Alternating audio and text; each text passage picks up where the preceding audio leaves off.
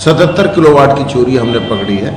सबकी हमने विद्युत अधिनियम की 2003 की धारा में उनकी FIR दर्ज करा दी गई और 1 करोड़ 12 लाख का जुर्माना भी डाल दिया गया है। 1 करोड़ 28 लाख की RC जिलाधिकारी महोदय को प्रेषित की हैं, वो उनको वसूलने हेतु, जिसमें वो चोरी के प्रकरण थे उनको भी वसूलने हेतु जिलाधिकारी महोदय के प्रस्तुत करने के उपरांत उस पर भी कार्रवाई हुई। अगर वो पैसा जमाएंगे तो कुर्की की जाएगी।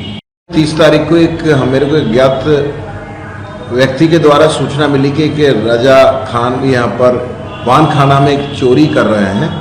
तो हमने, क्योंकि आज की डेट में थोड़ा सा माहौल को सेंसिटिव की दृष्टिगत रखते हुए मैंने अपने अधीक्षण अभियंता, शासी अभियंता को वहाँ पर रेड डालने से पूर्व मैंने SSP महोदय से और जिलाधिकारी महोदय से सुरक्षा बल मुहैया कराने को अनुरोध किया था। उनके द्वारा भारी बल, हमें पुलिस बल उपलब्ध कराया और हमने रेड डाली। वहाँ पर रेड में हमने करीब 7 व्यक्तियों को पकड़ा है। 93 ई-रिक्शा चल रहे थे, चोरी से पूरा चार्जिंग स्टेशन चल रहा था। 77 किलोवाट की चोरी हमने पकड़ी है। सबकी हमने विद्युत अधिनियम की 2003 की धारा में उनकी FIR दर्ज करा दी गई और 1 करोड़ 12 लाख का जुर्माना भी डाल दिया गया है कि जो चोरी करेगा उस पर कार्रवाई, कठिन कार्रवाई होगी और किसी को बख्शा नहीं जाएगा। मेरा उपभोक्ताओं से अपील है, व्यक्तियों से अपील है, चोरी ना करें, नियमित कनेक्शन ले लें।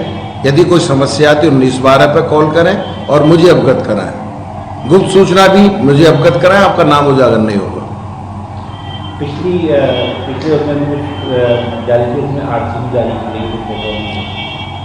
हाँ, RC हमारे यहाँ बकायेदारों की जो राजस्व निर्धारण जो चोरी के मामले में हम करते हैं, उन पर अगर वो पैसा जमा नहीं करते हैं तो हम धारा 5 रिकवरी के माध्यम से, जिलाधिकारी महोदय के माध्यम से रिकवरी करते हैं। प्रथम चरण में मैंने अभी 1 करोड़ 28 लाख की RC जिलाधिकारी महोदय को प्रेषित की हैं, वो उनको वसूलने हेतु, जिसमें वो चोरी के प्रकरण थे उनको भी वसूलने हेतु जिलाधिकारी महोदय के प्रस्तुत करने के उपरांत उस पर भी कार्रवाई हुई। अगर वो पैसा जमाएंगे तो कुर्की की जाएगी।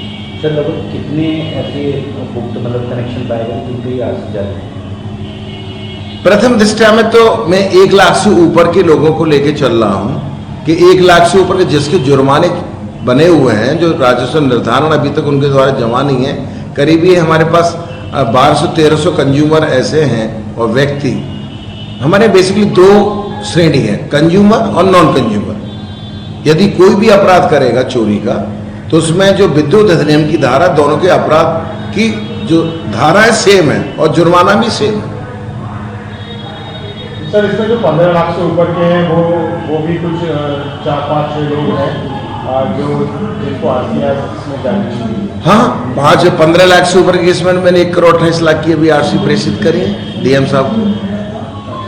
तो इसमें देखा गया है कि उसमें से कुछ लोग हैं जो कि अभी वॉलेंस में भी इन्वॉल्व थे, उनकी भी RC नहीं, इसके विषय में मेरे को कोई संज्ञान में नहीं है। हमारे यहाँ पर उपभोक्ता और नॉन उपभोक्ता ही की श्रेणी है, हमारे यहाँ कोई दूसरी श्रेणी नहीं है। तो ये 15 लाख से ऊपर की RC इन्होंने अभी कुछ जमा नहीं किया, अभी जमा नहीं करी है और भी भेज रहा हूँ मैं।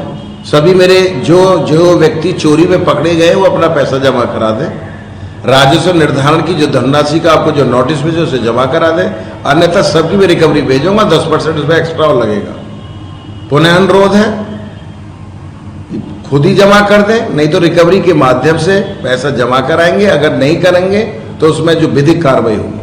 सर, स्पेसिफिक एरियाज में कुछ ज्यादा लाइन लॉस है, कुछ बरेली में कुछ नहीं, हमारे यहाँ पर कुछ स्पेसिफिक एरियाज हैं जिनको हमने सक्सेस स्टोरीज भी हमने अभी सेलेक्ट की हैं।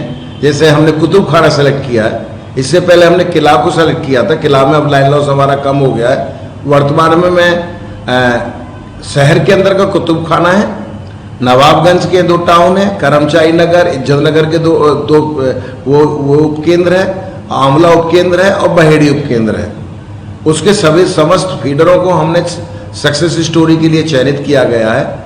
उसमें जो वाणिज्यिक पैरामीटर है, जो टेक्निकल पैरामीटर्स हैं, उनको बेस मान करके अब आगेतर कार्रवाई की जाएगी। उनमें सुधार हेतु उपभोक्ता की विद्युत आपूर्ति अच्छी बेहतर देंगे और उसके ऊपर अगर जो बकाया है वो भी जमा करें और वाणिज्यिक पैरामीटर के सघन चेकिंग अभियान चलाया जाएगा।